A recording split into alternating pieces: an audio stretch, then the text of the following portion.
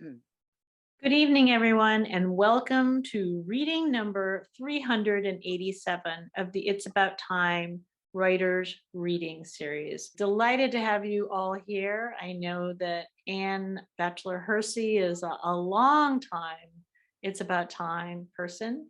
Lynn Miller at the Ballard Branch is able to sit in tonight because she is going to be your host and MC for the March reading. So she's getting a little sense of our, she knew exactly what we were doing when we were in the room next door and she could look at us, but not so much when we're hiding on Zoom. So welcome. We're going to be hearing from Anne Batchelor Hursey tonight, Gigi Silverman, and from Judith Von Prague. So first of all, I would like to say that this series was founded by Esther Helfgott in 1990, and it's dedicated to the memory of Anna Helfgott, her mother, who began writing at age 70, and to the memory of Nelson Bentley, the quintessential teacher who gave Anna and scores of others help and hope. It's About Time is dedicated to an end of racism, homophobia, anti-Semitism, homelessness, and war. I would also like to announce a sort of dedication tonight to the late Eleanor Owen DeVito. And for those of you who were here in December, Eleanor, at the time, who was a mere 100 years old, shared an award-winning chapter from her memoir. And despite the fact that we couldn't see her face part of the time, it was brilliant. And something happened at the end. I forget if she lost a piece of paper or something, but the end was actually just brilliant because she sort of lifted her head to the screen and just brought that story home brilliantly. I was dismayed, but perhaps not that shocked yesterday to see that she had died on February 6th, and was delighted though to learn, and I'm going to show you a little screen image here. I was delighted to learn that according to the obituary, she had been able to publish her memoir before her death. I was also, this works. Look at that. That is Eleanor on her 101st birthday in January. So it said that her death came after a brief illness. So I'm very glad that she was so vibrant as we were witness, so close to the end of a remarkable life that was one also so closely dedicated to increasing awareness and resources for those with mental illness and their family members. So bravo to Eleanor. I'm so glad we had her with us. I would now like to invite anyone to let me know in the chat or otherwise, that if they would like to do a 3-minute open mic reading tonight. We already have 2 people on board. The open mics will be between the featured readers. So Anne Batchelor Hursey's poems have appeared on Seattle buses, in the Seattle Review, Raven Chronicles, and Crab Creek Review, among others. Besides collaborating with a variety of artists, she has written poems to Compost, Community Gardens, and Fair Trade. Her chapbook, A Certain Hold, was published by Finishing Line Press 2014. I believe more than soon to be released, but in hand is her hybrid collection, Field Notes to Maya Lin's Confluence Project Landscapes. Hursey holds an MFA from Pacific Lutheran University's Rainier Writing Program. Please welcome Anne. Oh, thank you, Peggy.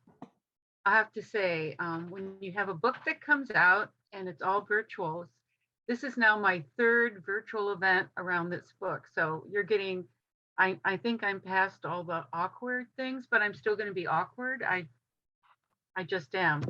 So I just wanted to thank you for inviting me to the 387th virtual All About Time Writers Reading Series. Um, Once again, you told me it would be okay to, say, yay me, I've got this book out. You can buy it on my website, which is annhersey.com. And if you don't like PayPal, you can just send me a message. We'll work it out with a paper check. Anyway, the last event I was on, I almost forgot to say, oh yeah, I have a book to sell. But so I'm learning. I'm just learning. Now, I decided for fun, because I'm usually known for reading poetry, that I would read this poem that I wrote to help. The poem's called How It All Began, and it's really how this project all began. So I'm going to read it and then jump into my prologue, choose one of the sections of my book, and then end on a recognition of all the tribes that are part of the Confluence Project collaboration. Poem 1, How It All Began. Pike Place Market, 2014. When I first saw her face, carved into a black resin charm, for sale on a necklace in Pike Place Market, I spoke her English name, She Who Watches, and learned about Coyote's question to her, long ago when animals could talk. Her village sheltered, well-fed and happy, he said. Changes are going to happen. How will you watch over your people? She did not know, so old man Coyote changed her into a silent face carved in a rock to watch over her people through wind and rain below her cliff. Shaglal, last of the women chiefs, her large almond eyes watch her people high above Big River. Wishram, Wasco, Tenino, Cayuse, Umatilla, Yakima. She stares down winds that pulse against basaltic cliffs. She who watches knows spears and hooks and nets that harvest arching salmon. Her men catch salmon as women dry and trade this wealth with other tribes. I once believed those eyes could be any woman's eyes that search for a child's return, eyes that check out back to close a door to thunder, eyes that guide a hand to crack a window open, allow the lull of rain to enter, to tuck a blanket under, to stoke a fire, to keep a family warm and dry. But I lie to you. This stone owl woman is not any woman, no arms, no legs. She cannot lift or hold or change the sound of rain. Shaglal, she who watches, last of the women chiefs, her unblinking gaze protects her people forever.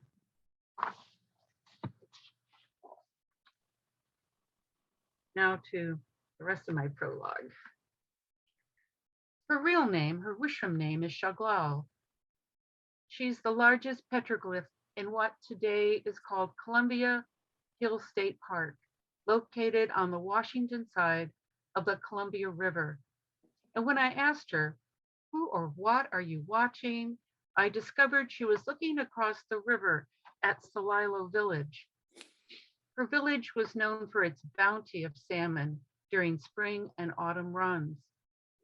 It was the longest continually inhabited gathering place in North America.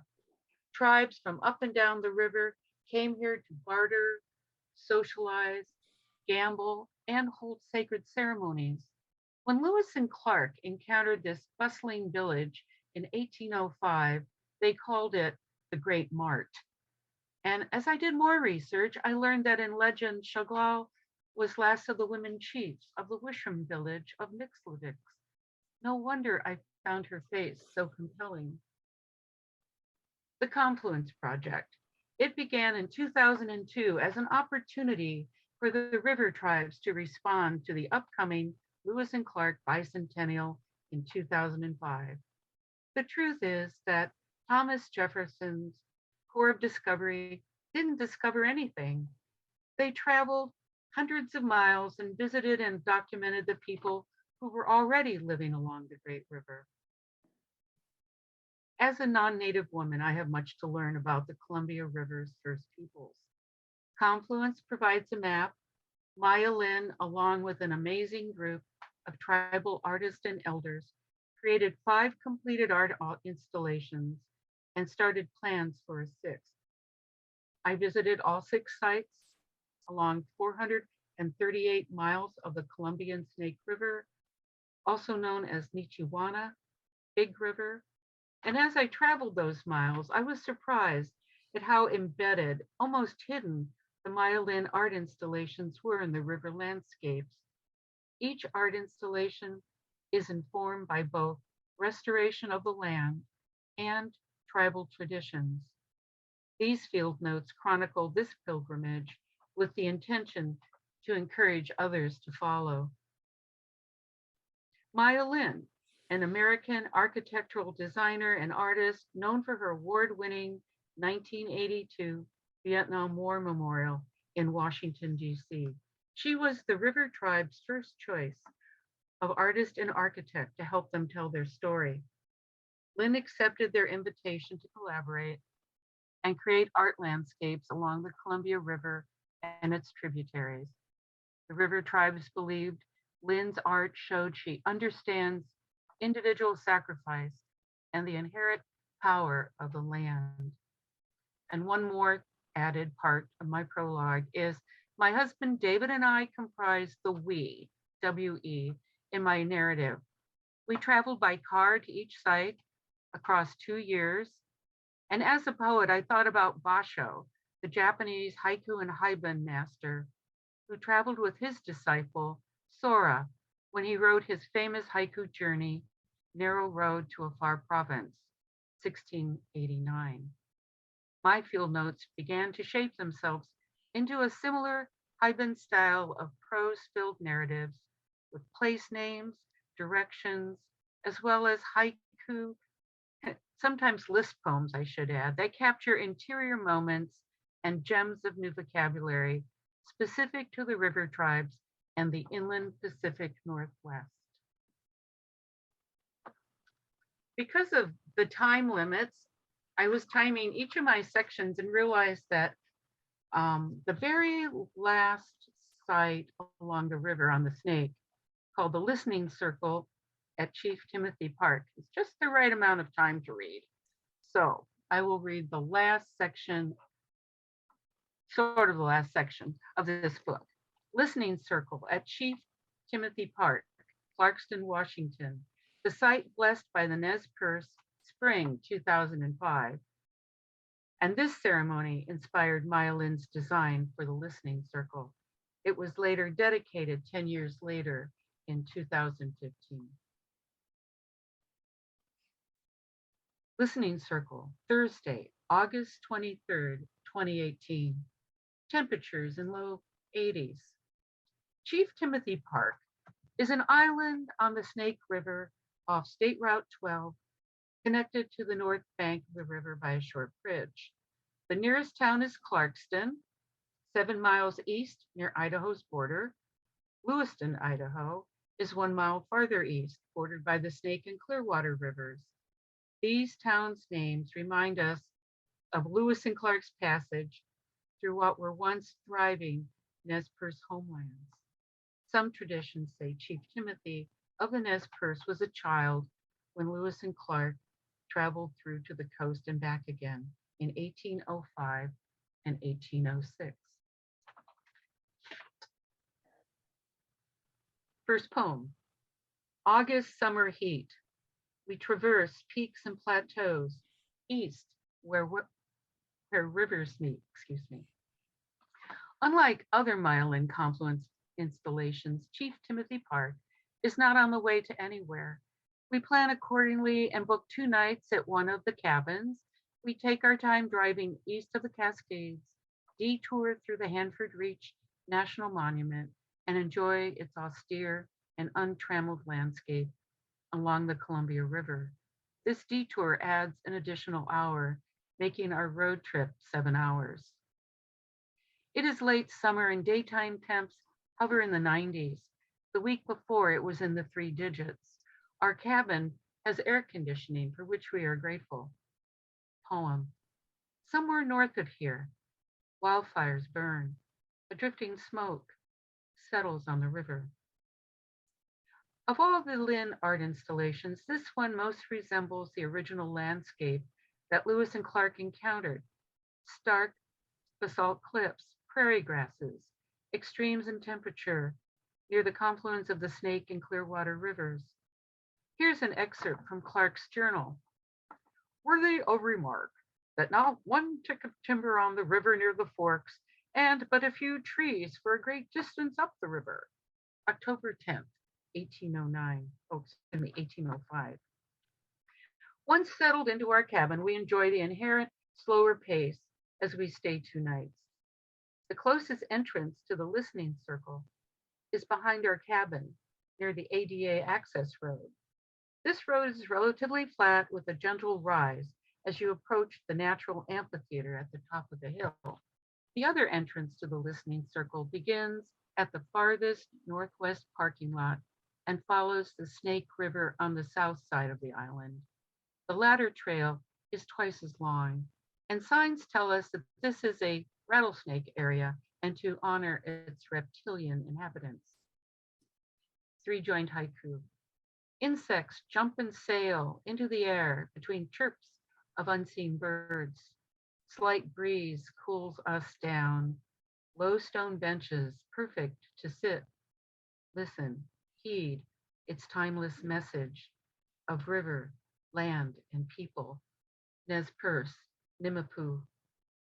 At the listening circle, I read the words Lynn transcribed from the blessing ceremony. These instructions are carved into the lowest of the benches, shaped in arcs. 3 rows on one side, 3 on the other, like ripples on water. These long stone benches, half face north, half face south. And this is what's written. Women sit facing north. Men sit facing south. Elders sit facing west, and no one is to walk behind them. The east is left open to greet the new day. I orient myself to the sun, and I find the bench that faces north, which means I sit on the south side of the circle. The Nez Perce blessing ceremony requires us to find our place among the 4 directions and to sit silent and listen to what this place has to say. Poem. Below deep blue skies, feel the pulse of this island's heartbeat pumping. Stay a while. Birds leave white punctuation marks, a reminder to pause. Far off, metallic sounds of a truck gearing up to slow down, then silence, and sometimes a chirping. Last poem. Sacred circle, each moment a blessing. Listen. I am grateful for the time that I spent in the Myelin Project landscapes, blessed and collaborated by the river tribes who are still here. My book includes all their websites, but I will list them right now. The Chinook Indian Nation, Confederated Tribes of the Grand Ronde, Confederated Tribes of the Umatilla Indian Reservation, Confederated Tribes of Warm Springs, Confederated Tribes and Bands of the Yakima Nation, Cowlitz Indian Tribe, Nez Perce Tribe or Nimipu. And the very last two poems or 2 haiku follows my very last site, which is when I talk about whose homelands do I call home.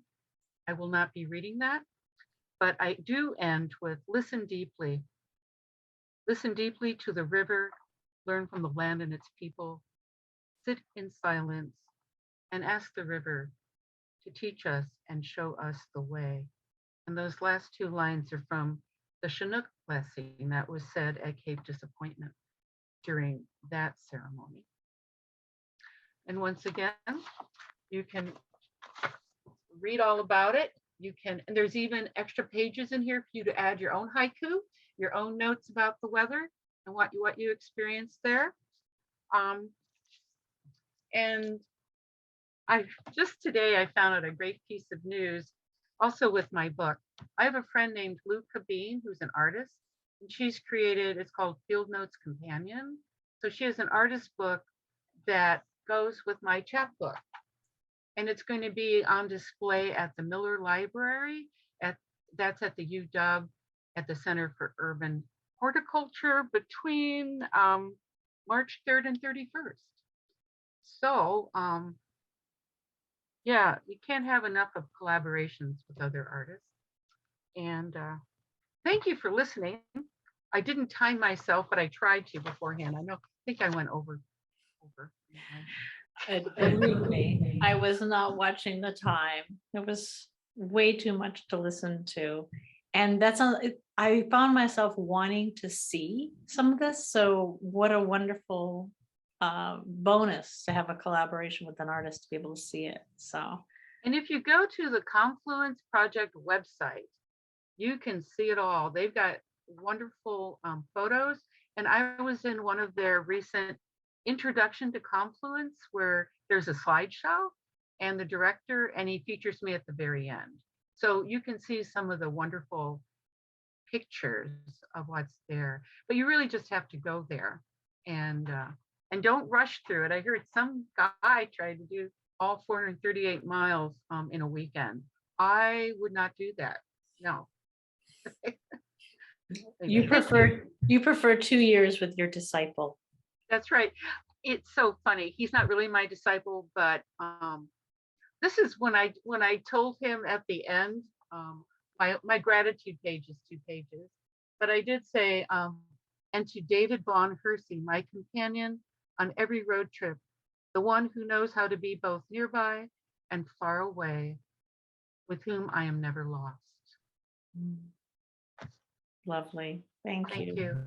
Thank you both for making that journey and for sharing it with us tonight. Oh, thank you. I'd now like to introduce Carol Levin, who is going to be doing an open mic tonight. So, Carol. This poem that I'm reading has short separate sections, and each of these are designated by kind of a heading, a date. And there's also 2 quotes in it, and I'll try and gesture so you'll know when they are. Reviving Denise Levertov. And there's a little sort of epigraph. Denise Levertov, 1923 to 1997. October 24th, 1997. As always, I study that little space between your teeth as you read aloud, each word translucent. I scrutinize surprises in your lines, sound of England in your voice, black eyes that keep infirmity your secret. Today is your birthday. None of us know. Looking back, I close my eyes a long time. If I read faster, listen harder, might I have detained you? December 20th, 1997. The nurse tiptoed as they read you your poems and some psalms that you loved. Your son, who you thought might die before you, leaned in for a good goodbye. An hour later, he survived beyond your unthinkable death. You passed just before the darkest day, leaving an asterisk when the sun crossed the celestial equator and the cycle of light began anew. December 27th, 1997. Yesterday lay on the ground in fog. Your Mount Rainier, always loftier, lonelier than I ever remember. Your Seward Park spruce, firs, flowering cherry and black poplars with gray and furrowed bark look dazed.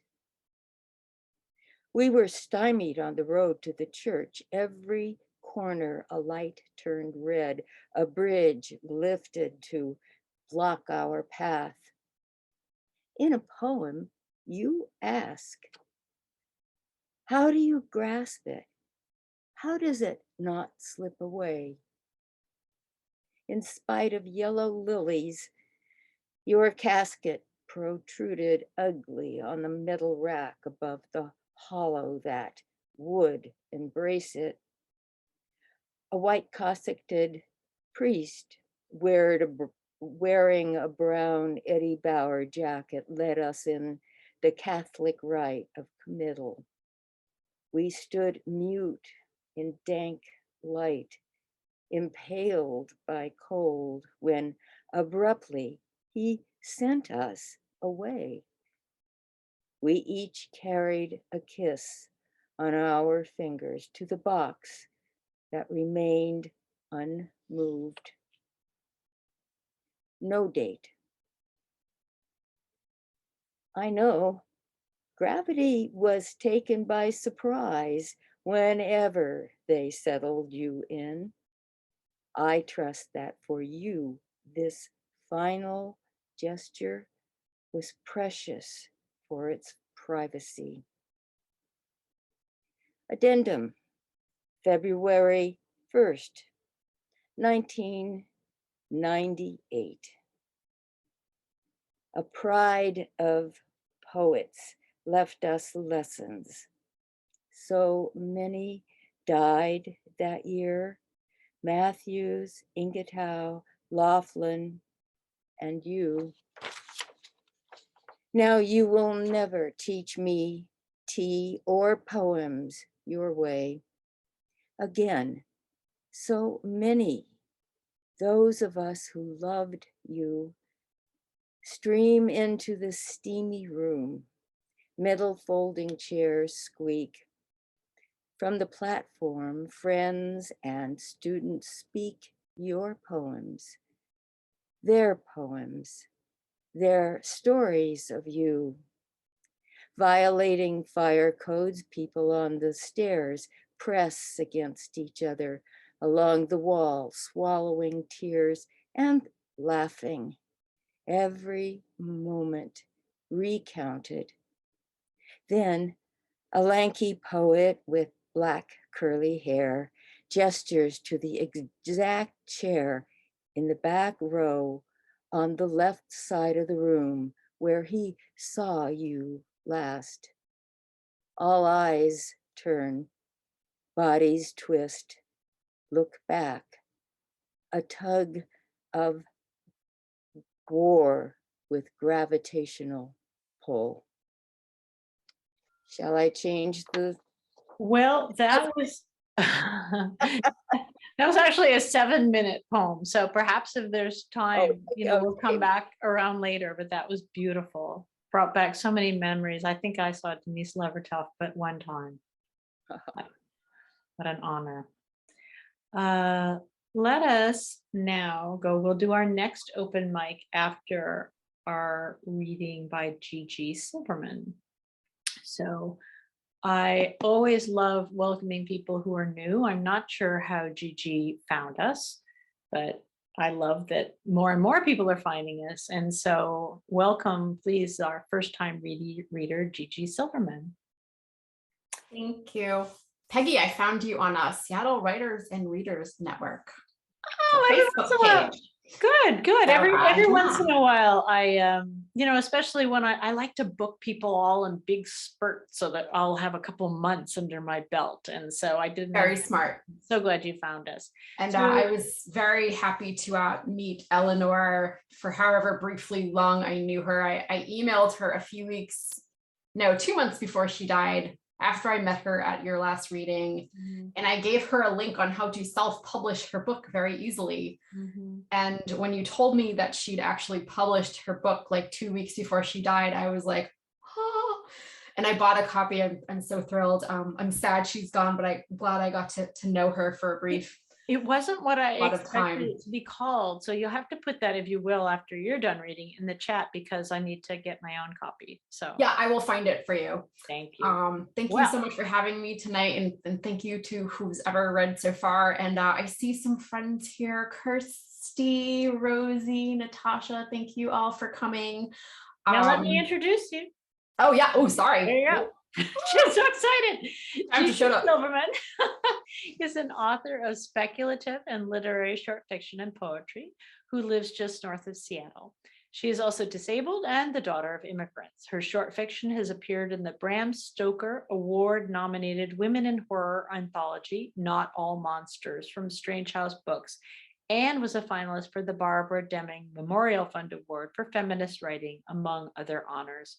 Her work has also appeared in Psychopomp, Speculative City, Corvid Queen, so to speak, the Iron Horse Literary Review, The Seventh Wave, Molotov Cocktail, and more.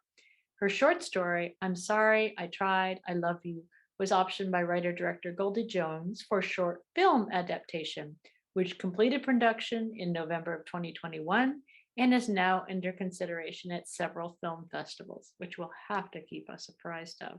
Welcome, Chi-Chi. Thank you. Tonight's story, I'm reading from a piece that was recently published. It is called The Corpse Carriers. It is a magical realism piece that attempts to show in an embodied fashion the extra emotional labor that is often forced onto women. And it was written last summer during a time of, as we all remember, the horrifying legislation that was taking control away from women over their bodies. And so without further ado, The Corpse Carriers. All the girls in our town are assigned a corpse to carry once they're old enough. It stays with you nearly forever, slung around your neck or held in your arms, or somehow fastened to your body if you're clever enough or lucky enough to get help to do so. Boys don't get corpses. They walk around unburdened, free to do whatever they want. You're lucky, we girls are told when we're young, to so intimately know the meaning of life, to stare death in the face, to deeply understand sacrifice. You'll see, this corpse will make you better. Your corpse is with you all the time, at breakfast, at school, at the mall. You only get a break when you're almost one yourself. That is, when you're very old. Those women, the retirees, are called future corpses. My mother still carries her assignment, but my grandmother's tour of duty is done. My dad claps Grams on the back. You're free, he says.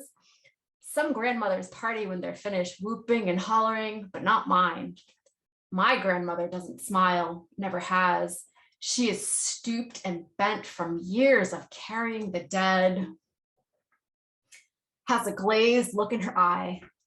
I'm tired, she moans from her easy chair.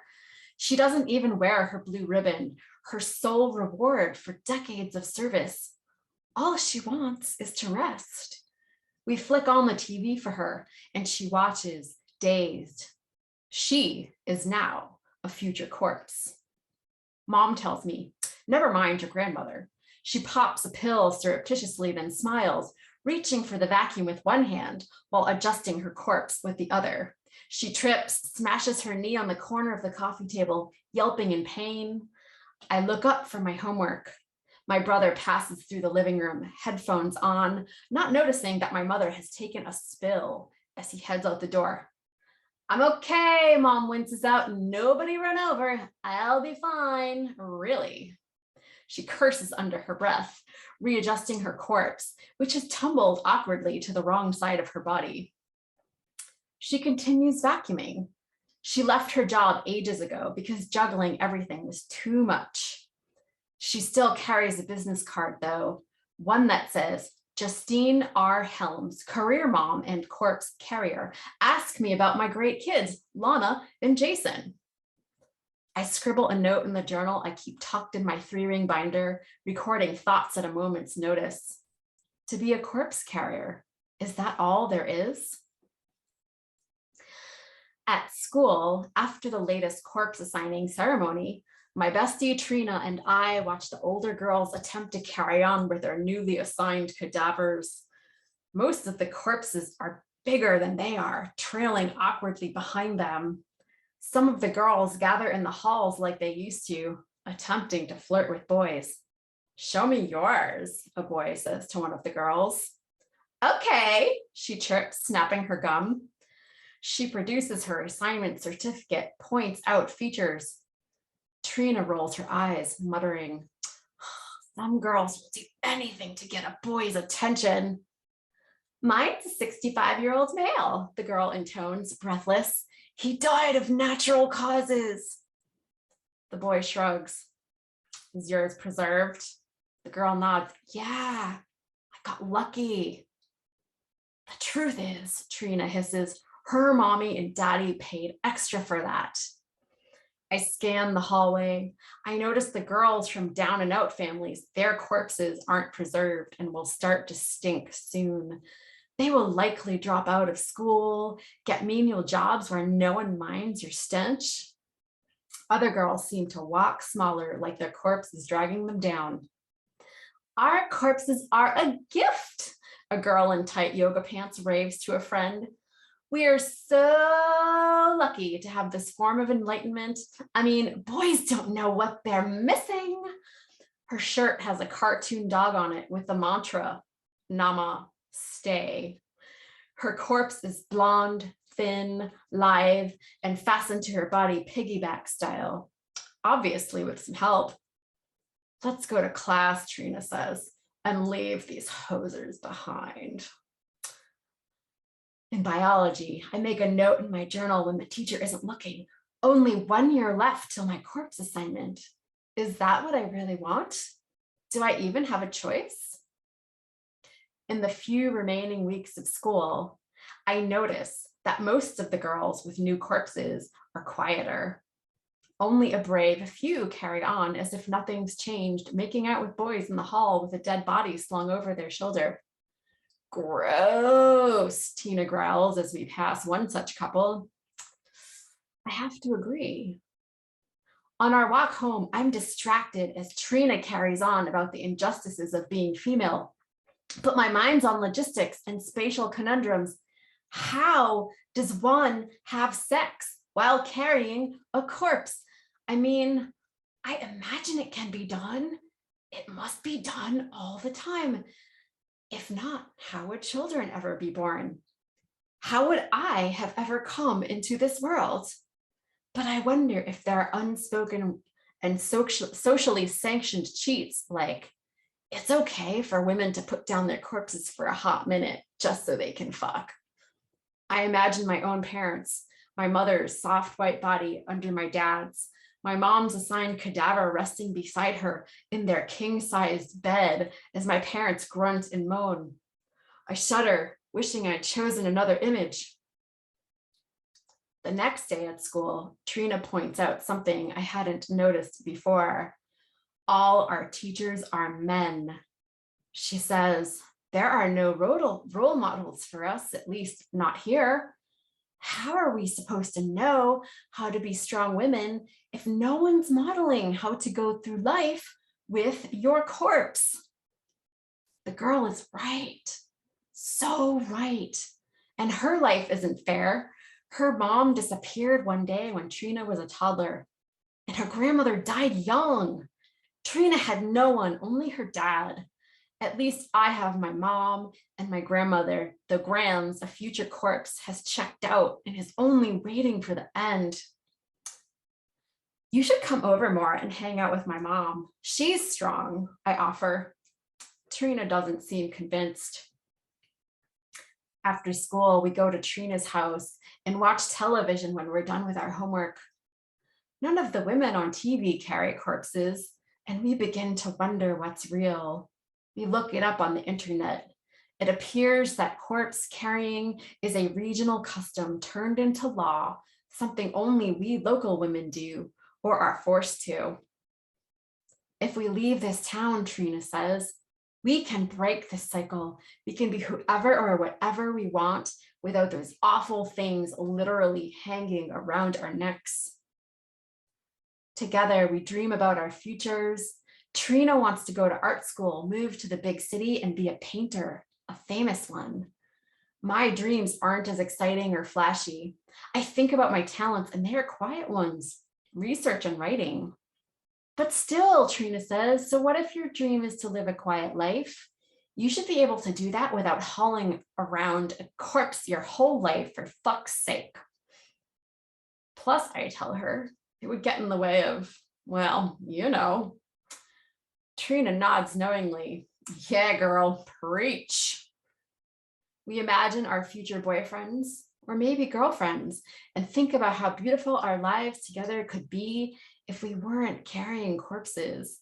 I close my eyes and dream about the perfect boy, imagining what it would be like to kiss him, how warm and soft and sweet. Promise me one thing, girl, Trina says, resting her curly head on my shoulder, that no matter where life takes us, somehow we'll stay friends till the end. I envision us old and white-haired, sitting in side-by-side rocking chairs after both our spouses have died, watching the ocean in peace at the last of our living days, after we've had the lives we've always dreamed of. Trina, the world-renowned artist, and me, a best-selling novelist. That night, I make a note in my journal. Future plans, run away with Trina. Over the summer, things get weird. The news blares that more and more towns and states have passed laws requiring that young women are assigned a corpse. We have to get out of here, Lana, Trina says. Run away with me. We have to get somewhere safe, as far away as possible, before this thing spreads like a disease. I nod. Running away was only ever a fantasy. What did I really know about living on my own? I had no job and didn't know if I could get one, at least one that could pay for an apartment. We'll figure it out, Trina says. We could crash at my cousin's out of state. He'd be okay with that. We could waitress in his restaurant, get tips. I ask her for some time to think, to prepare. Tick-tock, she says. We're not getting any younger. At home, Mom seems different, like the smiles are fewer and far between. Her face seems more worn, ravaged by worry and struggle. I try to cheer her up, gifting ideas like buoyant balloons. Mom, Trina needs a role model, someone who can show her how to be strong and live a satisfying life while carrying a corpse. Mom finally smiles, but it's a bitter one. I don't think I'm up for that, honey. But Mom, Trina's thinking about running away. She doesn't answer, only pours herself a glass of wine and goes back to stir-frying vegetables, steam glistening on her forehead as her corpse appears to sleep peacefully on her shoulder. I don't tell her that Trina wants me to come and that there's part of me that wants to go, but there's a part of me that can't leave the others behind, least of all, my mother. If she can be strong and live her whole life carrying a corpse, why can't I? Weeks later, Trina and I fight. She tells me that I'm weak and calls me a baby and that I'll regret it forever if I don't come. She leaves that night on a bus. I tear at my journal, burying it in a hole in the yard with my dreams. I never see Trina again. The next year at school, I'm dreadfully lonely. I throw myself into writing weird stories, though I have no one to share them with, and I neglect my homework. First semester, I managed to get C's across the board. Not bad enough to cause my family heartbreak, but not great enough to ensure a college scholarship and a scintillating career. As corpse assigning ceremony approaches, there's an epidemic of broken arms, broken legs, and broken spines, girls hurting themselves to get out of corpse carrying. But that doesn't relieve their duty, the law says. Only decrepit old age does, or death. Then there's a flood of disappearances of girls in my grade, a rash of runaways. Then, finally, the suicides. Our town is ripped apart. At candlelight vigils, mothers carrying corpses scream at each other. We carried corpses all our lives somehow, and we never once complained. The others scream back what we wouldn't give to relieve ourselves of this burden. I'm going to end there. Thank you so much. Thank you so much, Gigi. Everybody, make sure that you see in chat where Judith has very helpfully been posting, people's websites so that you can see more of her work and find the story online. Thank you, Gigi. I'm so glad that you found us on Seattle Writers, and you must come back again. Sylvia, if you would please unmute and prepare for your open mic. This is a new piece, another Letitia poem, and it's called, probably appropriately after what we just heard, What to Do with the Leftovers. Letitia understands she will leave some things behind. A pile of glistening bones, big and little, a liver, 2 lungs, 2 eyes, a long and sometimes problematic digestive tract, assorted sweetbreads. Then there's all those fluids, blood, lymph, vitreous, synovial. Someone will have to clean it up. In her will, she specified cremation, purification by fire, but she can't stop thinking about the midnight house fire when she was almost 5. It burned everything, the house, her clothes, all her toys, dolls, books, gone. Fire destroys. Fire killed millions of Jews, gypsies, queers. There's a stench to the idea of ovens. Letitia is considering changing her will. Perhaps she'll go with liquefaction. Everything, all her bones, teeth, and organs dissolved, ready to pour down the drain. But she's not a swimmer, never been completely comfortable in the water, somehow doesn't cotton to the notion of being hydrolyzed. She is attracted to the newfangled, old-fashioned practice of decomposition, her body recycled into earth. Letitia rather likes the idea of having her gut microbiome, which she carried all over the world, picking up a few things along the way. Think India, China, Russia, Peru, etc. Them doing one last job for her, no longer making vitamins and serotonin and the many other things her gut flora have done to keep her alive and flourishing, but digesting her, breaking her down to garden soil so she can support new life, a kind of resurrection, lifting fresh green shoots into the sun. I'm sure that Anne appreciated that, having written about compost herself. So thank you so much, Sylvia, for channeling Letitia, and Letitia for letting Sylvia channel you tonight. It's a delight to have her back, although Mr. Zeitgeist last month was an unexpected and delightful surprise, if I may sort of say so. Okay, I would now like to introduce Judith Von Prague. Hello, Peggy. Hello, listeners. There you go. So I last got the pleasure of seeing Judith in person in the Ballard Library. So I'm delighted that she's able to join us in our new, we hope, temporary format tonight. So writer, artist, performer Judith Von Prague is a second-generation Holocaust survivor from the Netherlands. She enjoys painting pictures with words and colors. Before her immigration to the US in 1994, Judith worked as a theater designer for primarily immigrant theater. As arts and lit writer at the International Examiner, she covered the Asian American community in Seattle. She is the author of Creative Acts of Healing After a Baby Dies.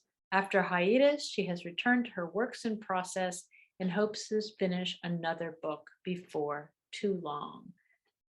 Welcome, Judith. Thank you so much, Peggy. I'm delighted to be here for the 387th. It's about time. Absolutely. I'll be reading tonight Men in Suits, a section from my memoir in process, Educating Shooty. This takes place in the Netherlands.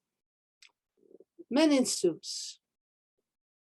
The visitors park on the sloped shoulder in front of the house. The grade is steep and the passenger practically falls out of the car into the dry ditch. The man is skinny and he wears a gray suit. He catches himself in an awkward pirouette like Jiminy Cricket. I recognize the driver in his blazer and gray slacks. He's the council member Papa and I visited at Town Hall in Lake. Before Mama lets them in, I hide under the drop leaf table in the corner of the salon. I can see through the weave of the runner, but nobody can see me. I've tried that out.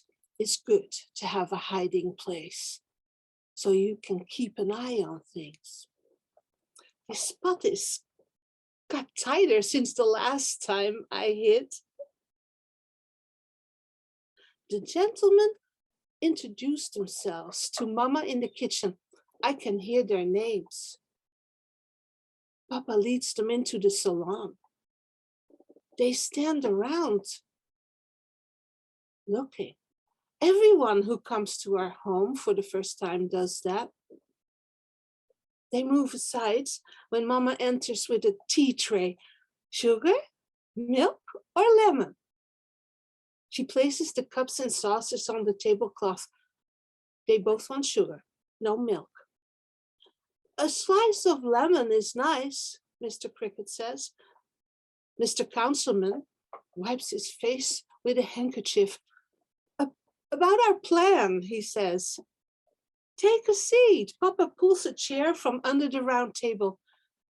The tablecloth Mama inherited from her mother drops to the floor like a heavy wool skirt. The fabric makes my legs itch when we have dinner in the salon. I always make sure that the damask Mama puts on table for Shabbat covers my legs so I don't feel that itch. Mr. Cricket unbuttons his gray suit coat, sits and pulls up his pant legs.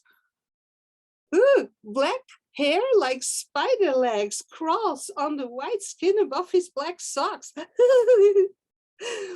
I stifle a giggle. Mr. Councilman turns his head. Did he hear me? He as well unbuttons his coat. His white shirt looks tight around his stomach. He plants his hands on the back of another chair. You're looking for an advanced school for your brainy daughter, aren't you? Brainy daughter, that's me. Brainy me. Maybe I'll be like Madame Curie. Papa said I could while we watched that movie the other day. No, that was at night. I'm not really supposed to, they say. Papa's standing on the threshold, hands gripped the door frame. He's all smiles, he's showing his teeth. He likes that I'm called brainy. Mr. Cricket takes a sip. I see his Adam apple move on his bony neck. What if your girl skips 6th grade? She can start the bridging class after summer vacation. How's that possible? Mama shakes her head. I can't see her face, but she sounds cross. She'll miss everything that's taught in 6th grade. How's she supposed to catch up? What Judy needs is a more advanced elementary school, not skipping a whole year. Shut up, Doe, Papa says. Mama shrugs. Mr. Councilman paces the floor. As I explained to you at the office, we're proud that Lake has one of the 4 experimental mammoth law schools in the country. The coming year is the last of the 3 experimental years. The year after will be the first official bridging class in the whole country, from the old system to the new. Other schools won't start with the mammoth law until the year after that. Now, the required number of attendance for the public school has been reached. We only need 1 more pupil for the Christian chapter. We lack 1 student to make it happen. What do you say? May we count on you, Mr. Van Praag, ma'am? I beg your pardon, Mama says. Papa turns his head to face her. Sorry, Jaap. Mama's fingers flutter like wings in front of her chest. This is new. Mama never talks back at Papa. I beg your pardon, gentlemen. Jaap? Am I hearing correctly that you want our daughter to attend a Christian school? Mama shakes her head. I thought you were here to talk about an alternative for the village school. What is this about a Jewish girl attending a Christian school? I'm sorry, that makes no sense at all. Papa turns to the gentleman. My wife doesn't understand. I do understand. Hush, Doe. Papa stares at her. I know. He can stop words that way.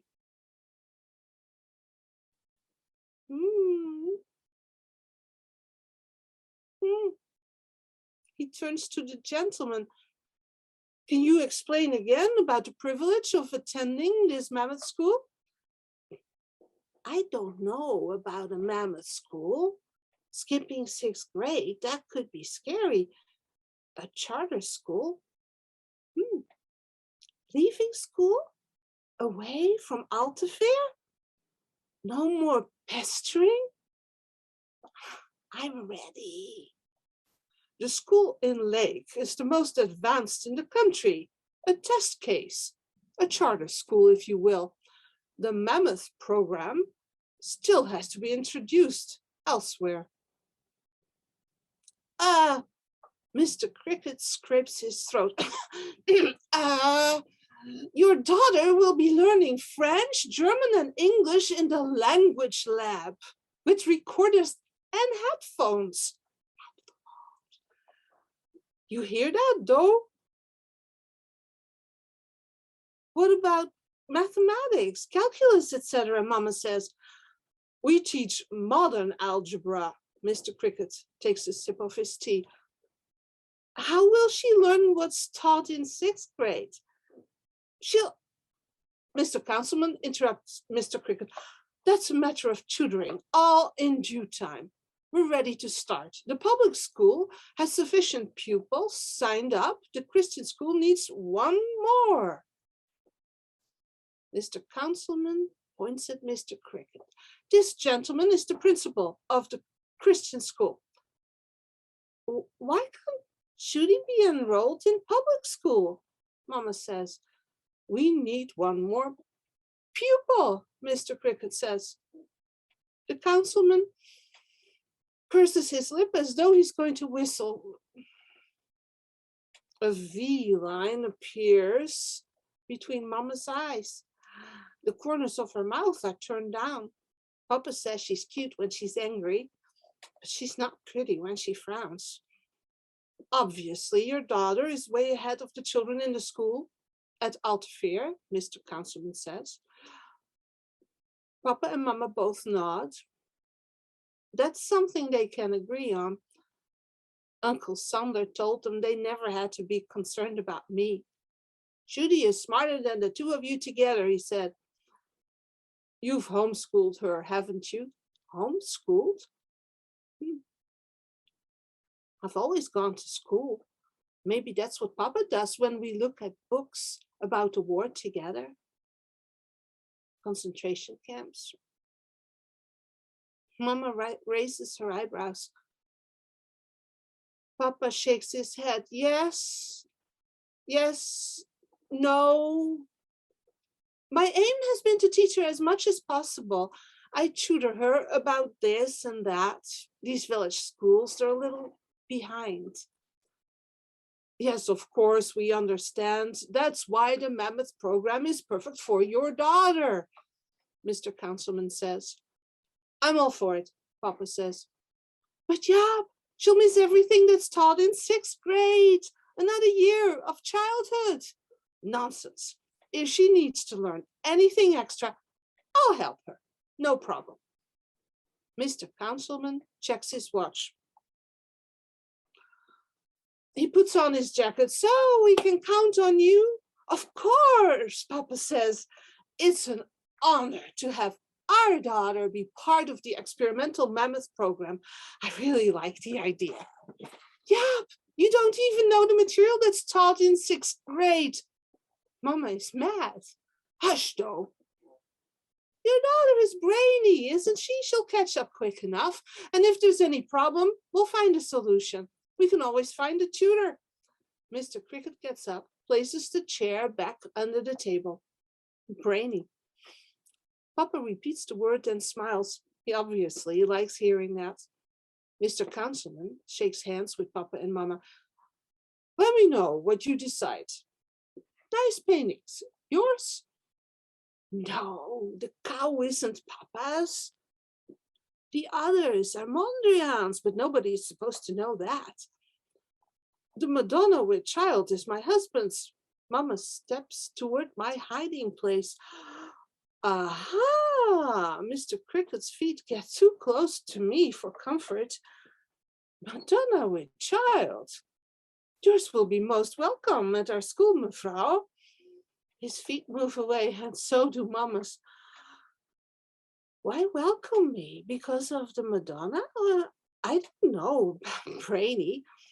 If there's a school where children aren't put down for finishing problems fast, if that school has a big library, I'll be happy to go. Maybe the Mammoth School in Lake is like that. Right now, what I want is come out of my hiding place. My left leg has fallen asleep. Ow! Oh, pins and needles. I'm getting out now. A Christian school, Papa says from the kitchen. If my daughter is going to attend a Christian school, I have to insist for her to be off on Saturdays and on Jewish holidays. Lying on the floor between my hiding place and the round table, I squeeze my leg hard.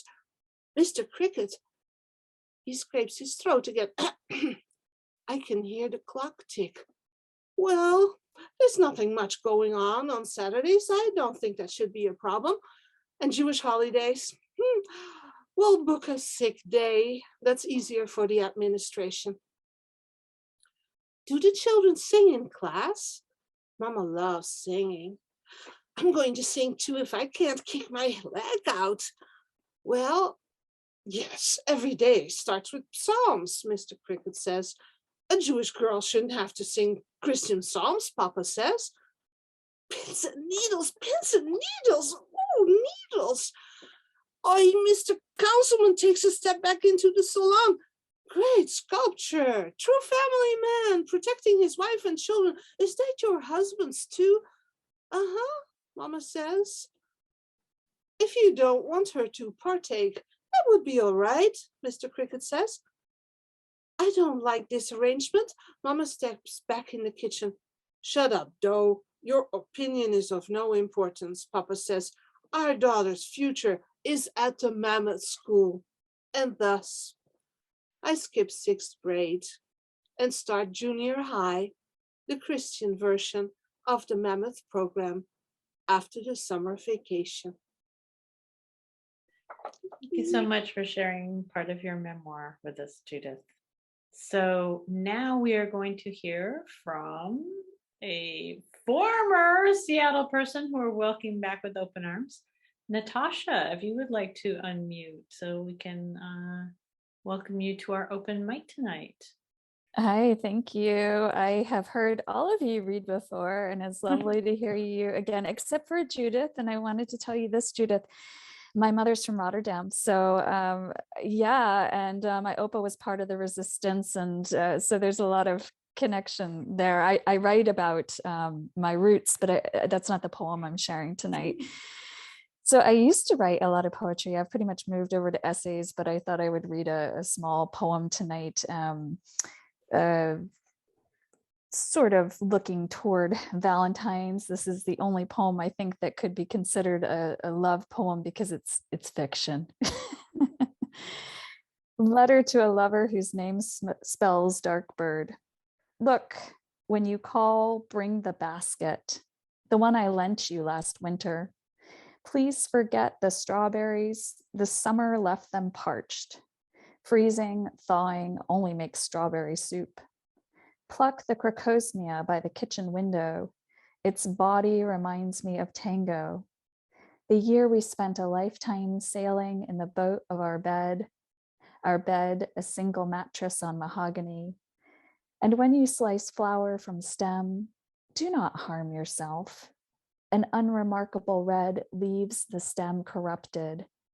Meet me and we will share something with lime, maraschino.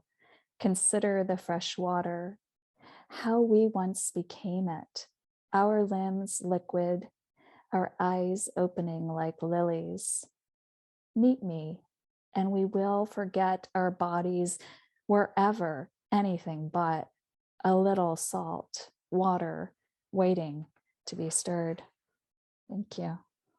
Thank you for giving us something to really segue into that strange day known as Valentine's Day.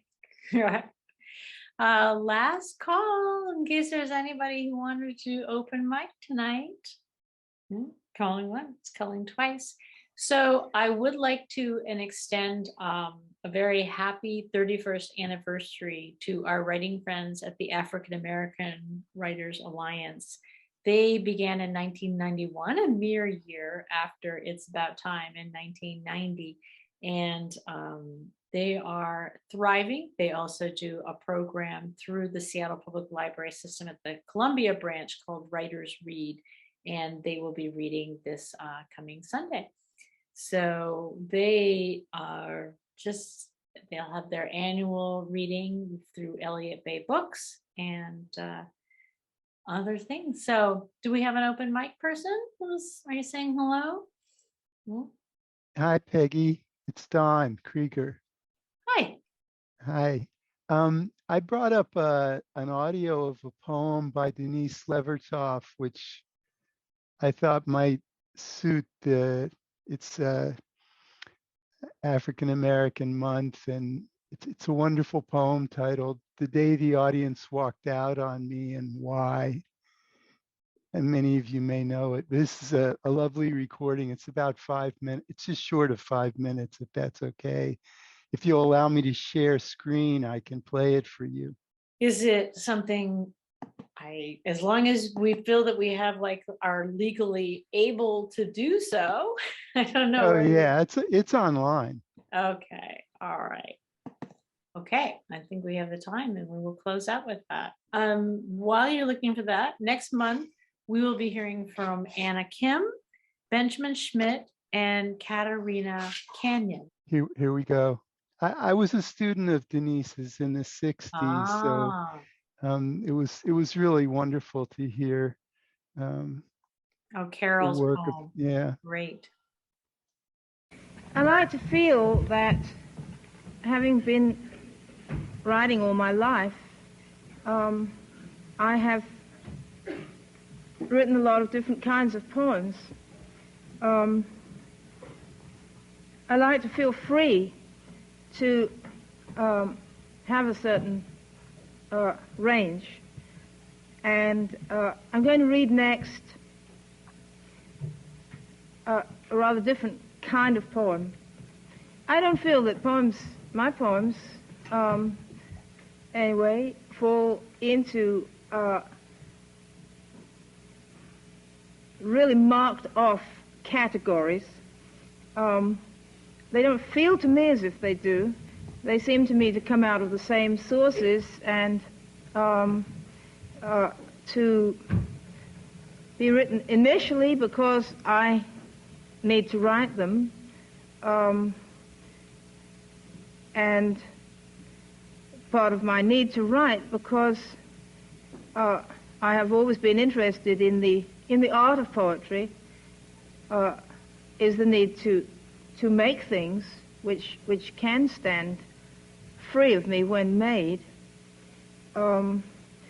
But the same needs to define my own, to discover what I feel by saying it, and to make things can produce at different times very different styles of poetry. And this one, I think you'll agree, is rather different from what I just read. It's one of a number of poems which have dates attached to them, really as parts of their titles.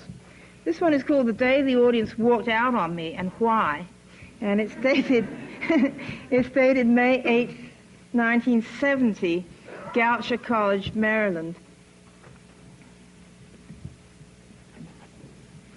which was the day before one of the big Washington demonstrations.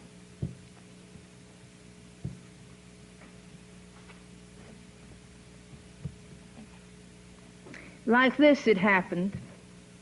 After the antiphonal reading from the Psalms and the dance of lamentation before the altar and the two poems, Life at War and What Were They Like, I began my rap and said, "Yes, it is well that we have gathered in this chapel to remember the students shot at Kent State. But let us be sure we know our gathering is a mockery unless we remember also the black students shot at Orangeburg 2 years ago, and Fred Hampton murdered in his bed by the police only months ago." And while I spoke, the people, girls, older women, a few men, began to rise and turn their backs to the altar and leave. And I went on and said, "Yes, it is well that we remember all of these, but let us be sure we know it is hypocrisy to think of them unless we make our actions their memorial, actions of militant resistance." By then the pews were almost empty, and I returned to my seat, and a man stood up in the back of the quiet chapel, near the wide open doors through which the green of May showed and the long shadows of late afternoon, and said my words desecrated a holy place. And a few days later, when some more students, black, were shot at Jackson, Mississippi, no one desecrated the white folks' chapel because no memorial service was held.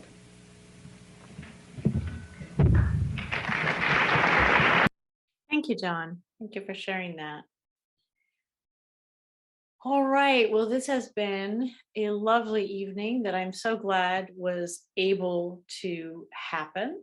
So I'm happy that the power outage was not more widespread and that we were able to be together here tonight and give Lynn a little initiation into the hosting duties for next month.